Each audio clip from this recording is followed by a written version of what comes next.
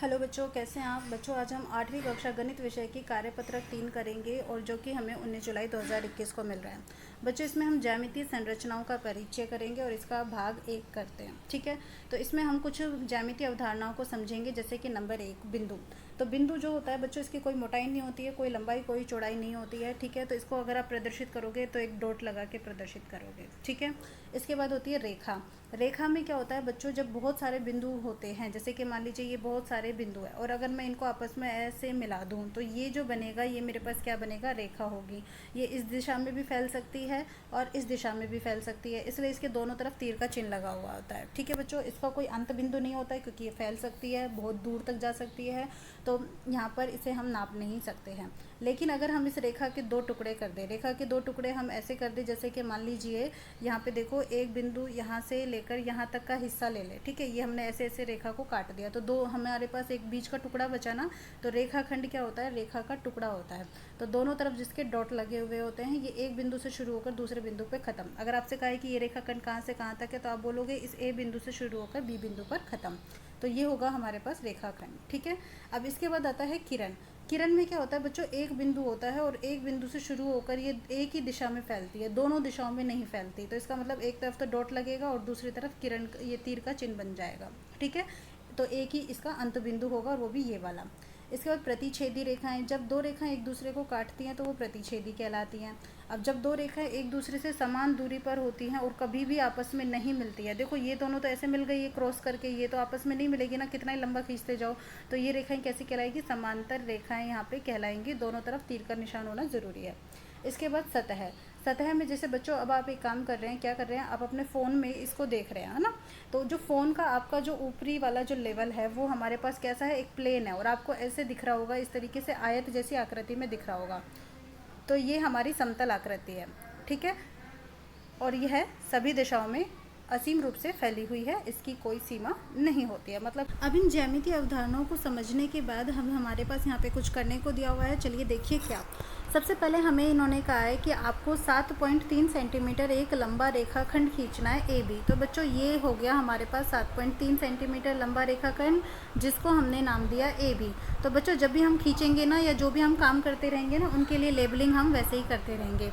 अब इसके बाद इन्होंने कहा है दूसरे पॉइंट में कि एक घड़ी में घंटे की सुई और मिनट की सुई के बीच कोण का प्रकार बताएं। तो आपको इसके लिए यहाँ पे क्या चाहिए, एक घड़ी बनानी होगी। ठीक है बच्चों, तो चलिए अब हम यहाँ पे एक घड़ी बना लेते हैं। ये लीजिए, एक सेकेंड, हाँ, ये लीजिए, जैसे कि हमने यहाँ पे ये एक घड़ी बना लिया। ठीक है, अब यहाँ पे मान लीजिए हमारे पास 3 बज रहे हैं। ठीक है, इन्होंने कहा है ना 3 बजे, तो 3 बज रहे हैं, तो 3 के लिए छोटी सुई इस तरफ होगी और बड़ी सुई होगी यहाँ पे 12 पे। तो आपको बताना है कि ये कितने बज रहे हैं।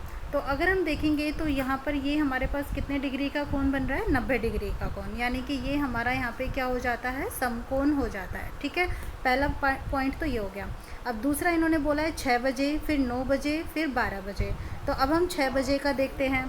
तो बच्चों जब 6 बजते हैं तो आपको पता है ये घड़ी में 6 नीचे होते हैं, 12 ऊपर होते हैं। तो छोटी सुई नीचे होती है और बड़ी सुई कहाँ होती है, ऊपर की ओर होती है। ठीक है, तो जब इस प्रकार से हमारे पास ये बनता है, तो यहाँ पे ये जो कोण बनता है हमारे पास कितने डिग्री का बनता है, 180 डिग्री का कोण बनता है।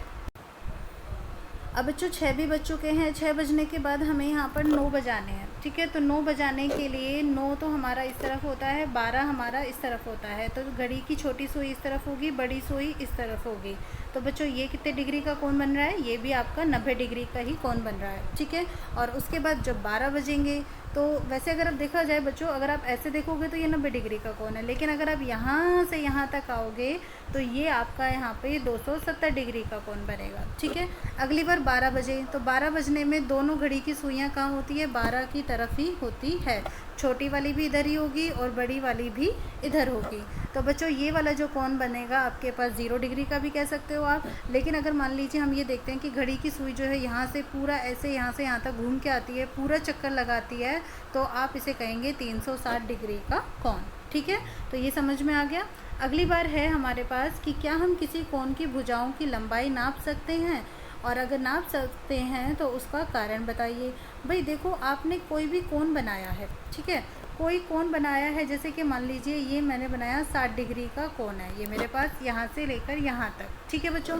तो इनकी भुजाओं की लंबाई आप कैसे नापोगे? यहाँ पे तो ये क्या है, तीर के निशान है, ठीक है, तो ऐसे तो नहीं नापोगे। लेकिन अगर आपने यहाँ पे कोई रेखाखंड आपने यहाँ पे खींच दिया, तो ऐसे मतलब यहाँ पे आपने इनको बांट दिया ए से बी तक, और ये हो गए ओ, तब आप ओ से ए और ओ से बी तक की जो है वो आप नाप सकते हैं, ठीक है। या फिर अगर मान लीजिए कोई आकृति बनी हुई है, जैसे कि मान लीजिए ये त्रिभुज बना हुआ है और उसमें ये 60 डिग्री का कोण है, तब ये भुजाएं आपकी यहाँ से लेकर यहाँ तक की होंगी, तब उस दौरान आप इसको नाप सकते हैं, ठीक है। लेकिन अगर आप वैसे ही बात करें जैसे इस कंडीशन में, तो आप यहाँ पे नहीं नाप पाएंगे, क्योंकि ये आपकी किरण होगी, और किरण जो होती है उसका एक ही अंतिम बिंदु होता है जो कि ओ बिंदु होता है, बाकी उसके अंतिम बिंदु नहीं होते हैं, असीम बिंदु होते हैं, तो हम उन्हें नहीं नाप पाएंगे। इसके बाद चौथा प्रश्न है कि चांदी की सहायता से 30 degree, 60 degree, 100 degree, 120 degree, 150 degree, 210 degree और 270 डिग्री का कोण बनाइए। तो बच्चों ये बहुत आसान है, मैं समझ सकती हूँ कि ये आपको बहुत अच्छे से आता होगा, क्योंकि जैसे जो हमारे पास चांदा होता है, अगर हम देखें तो यहाँ पे मैं आपको बताती हूँ कि इस प्रकार से चांदा होता है हमारा, डी की शेप में होता है, ठीक है। तो डी की जो शेप में होता है, अब यहाँ पे हमारे पास पॉइंट्स होते हैं कि कहाँ पे क्या लिखा हुआ होता है, ठीक है बच्चों। तो ये जैसे यहाँ पे इसका मिडिल पॉइंट होता है, ओ बिंदु लिखा होता है, और यहाँ पे हमारे पास होता है 90 डिग्री का कोण, ठीक है। और ये वाला जो होता है 0 डिग्री का होता है। तो यहाँ से ये 9 बराबर हिस्सों में बटा होगा, 3 हो गए, ये 4 हो गया, 5 हो गया, 6 हो गया, 7 हो गया, 8 हो गया, और ये हो गया 9, ठीक है। ऐसे ये यहाँ पे ये 10, 11, 12, 13, 14, 15, 16, 17, एक सेकेंड, ये थोड़ा ज़्यादा हो गया, हाँ लीजिए, ये 15, 16, 17 और ये हो गया 18। तो इनके नाम हो जाएंगे 10, ये हो गया 20, फिर ये हो गया 30, ये हो गया यहाँ पे 40, ये हो गया 50, फिर ये हो गया 60, फिर ये हो गया 70, यहाँ पे ये हो गया 80, यहाँ पे 100 हो गया है, ठीक है। एक सेकेंड, मैं इसको थोड़ा जूम करके लिख देती हूँ, ये लीजिए, हाँ ये हो गया है 100, फिर यहाँ पे 110, ये 120 हो गया है, ये 130 हो गया है, ये 140 हो गया है। उसके बाद यहाँ पे आपके पास आएंगे 150, ये 160, ये 170 और 180, ठीक है बच्चों। तो इस प्रकार से हमारे पास चांदे के मतलब चांदे पे लिखा होता है। अब हमें यहाँ पे जो कोण बनाना है, कितने कितने डिग्री का बनाना है, ज़रा देखें, 30 डिग्री का। तो बच्चों जब आप 30 डिग्री का कोण बनाएंगे, तो मैं आपको कुछ टेक्निक बताती हूँ, आपको बिल्कुल वैसे ही करते हुए चलना है, ठीक है। सबसे पहले तो आपको क्या करना है, एक ऐसे रेखाखंड खींचेंगे ऐसे यहाँ पे, ठीक है। तो इस रेखाखंड का जो अंतिम बिंदु होगा, उस पर आपके चांदे का ये ओ बिंदु आना चाहिए, जैसे कि इस रेखा पे आया हुआ है। अब आप देखेंगे 30 डिग्री कहाँ है, तो 30 डिग्री जहाँ पे है वहाँ पे आप एक डॉट बना लेंगे, ठीक है। ये लीजिए, आपने यहाँ पे ऐसे एक डॉट बना दिया। अब आप ओ बिंदु को इस डॉट से मिला देंगे। तो बच्चों ये आपका 30 डिग्री का कोण हो गया। क्लियर हुआ, समझ में आ गया। अब जैसे 30 डिग्री का कोण लिया है, ऐसे ही अब हम अगला कोण लेते हैं। अगला कितना है हमारे पास, 60 डिग्री का। तो जब हम ओ को 60 डिग्री वाले पॉइंट से मिलाएंगे, ठीक है बच्चों, 60 डिग्री वाले पॉइंट से इधर से, तो ये 60 डिग्री का कोण यहाँ से यहाँ तक का बनेगा, ठीक है। अगली बार में हमसे कहा है जैसे कि 100 डिग्री का, तो अब आप ओ बिंदु को 100 से मिला दीजिए, तो यहाँ से यहाँ तक का जो कोण बनेगा वो आपका 100 डिग्री का कोण हो जाएगा, ठीक है। अब 100 डिग्री के बाद हमसे कहा है 120 डिग्री, फिर 150, तो चलिए 120 और 150 भी देख लेते हैं। तो 120 डिग्री आपका यहाँ पे है, चलिए 120 डिग्री को भी अब हम यहाँ पे ले लेते हैं, इधर से इधर तक, ठीक है। तो यहाँ से यहाँ तक 120 डिग्री। उसके बाद आपका है 150, तो 150 बच्चों यहाँ पे है, तो आपका ये यहाँ से यहाँ तक का हो गया है 150। समझ में आ गया। अब 150 के बाद हमसे बोला है 210। अब बच्चों यहाँ पे तो 180 है, ठीक है। तो अब आप 200 बनाएंगे तो क्या करेंगे, अब आप अपने ये जो आपका चांदा है ना, इसको उल्टा रख देंगे, ठीक है। और इसको उल्टा रखने के बाद जैसे 180 डिग्री तो यहीं तक हो ही गया है। अब आप इसको जब उल्टा रखेंगे ना, ठीक है, ये लीजिए मैं बता देती हूँ किस तरीके से उल्टा रखेंगे। अब आपका चांदा जैसे यहाँ तक आ जाएगा, उल्टा रखोगे तो ऐसे हो जाएगा। ये आपने रेखा खींच दी है 0 वाली। अब उसके बाद 180 तो यहाँ तक हो गया। अब यहाँ पर से आप 3 गिनेंगे, यानी कि 30 डिग्री गिनेंगे कहाँ तक है, और इसको ऐसे मिला देंगे। तो यहाँ से लेकर यहाँ तक जो बनेगा, फिर ये बन जाएगा 180, और 30 और जुड़ गए तो कितने बन गए, 210, ठीक है। और अगली बार कितना बोला है, 270, यानी कि 90 जुड़ना चाहिए 180 में।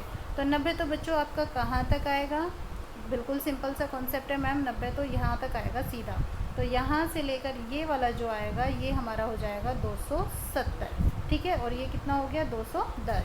तो इस प्रकार से हम ना कोण बनाएंगे। समझ में आ गया? चलिए अब हम आगे देखते हैं। आगे हमसे इन्होंने बताया कुछ कोणों के बारे में। जैसे पहला कोण शून्य अंश कोण 0 डिग्री, तो जैसे कि बताया 0 डिग्री ऐसे ही होगा, ठीक है। फिर न्यून कोण, बच्चों जो 90 डिग्री से कम का कोण बनेगा, 90 डिग्री यहाँ पे होता है, इससे इस तरफ के जितने भी कोण बनेंगे यहाँ से यहाँ तक के वो सारे न्यून कोण कहलाएंगे। फिर तीसरे नंबर पे समकोण, जो 90 डिग्री का कोण बनता है, जो ऐसे एल शेप में बनता है, वो समकोण होता है। ध्यान रखना, एल शेप वाला कोण। फिर अधिक कोण, तो जैसे अब आपका 90 डिग्री से कम वाले न्यून कोण होते हैं, ऐसे ही 90 डिग्री से ज़्यादा वाले आपके कोण से हो जाएंगे अधिक कोण। देखो 90 डिग्री की सीधी लाइन ऐसे आएगी, अब ये इससे इस तरफ है यानी कि ज़्यादा है, तो ये आपके समकोण कहलाएंगे, सॉरी अधिक कोण कहलाएंगे। इनकी शर्त ये है कि आपके ये 90 डिग्री से तो ज़्यादा होने चाहिए, लेकिन 180 डिग्री से कम होने चाहिए, यानी कि यहाँ से यहाँ तक के बीच में आने चाहिए, ठीक है बच्चों। अब इसके बाद 5वें नंबर का है संपूरक कोण। संपूरक कोण बच्चों वो होते हैं जिनमें जैसे कहा जा रहा है 180 डिग्री के बराबर का कोण संपूरक कोण। बच्चों ये यहाँ पे गलत लिखा हुआ है, मैं यहाँ पे आपको बता देती हूँ, इसको आप ठीक कर लीजिएगा। संपूरक की जगह यहाँ पे आप लेंगे सरल कोण, ठीक है बच्चों। संपूरक कोण तो बेसिकली वो होते हैं कि अगर कोई दो कोण आपस में हो जिनका कोणों का योग अगर 180 डिग्री होगा तो वो कहलाएंगे संपूरक कोण, ठीक है। यहाँ पे संपूरक नहीं आएगा, यहाँ सरल आएगा। तो 180 डिग्री का जो कोण होगा वो सरल कोण कहलाएगा, यानी कि स्ट्रेट एंगल। नेक्स्ट आ जाता है हमारे पास प्रतिवर्ती कोण। प्रतिवर्ती कोण मतलब देखो सरल रेखा जो होती है वो तो ऐसी होती है, अगर अभी हमने 210 डिग्री का बनाया था तो वो तो नीचे आया था, है ना, यहाँ से लेकर यहाँ तक।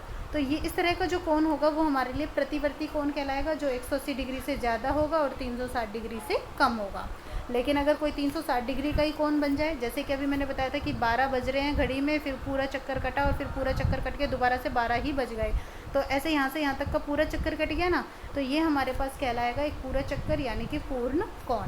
तो बच्चों इस तरीके से हमारी जो वर्कशीट है वो कंप्लीट होती है। मैं उम्मीद करती हूँ आपको बहुत अच्छे से क्लियर हुई होगी। अगर कोई आपको कन्फ्यूज़न है तो आप मुझे कमेंट करके ज़रूर बता दीजिएगा। तब तक के लिए बाय बाय, टाटा, thank you so much for watching this channel.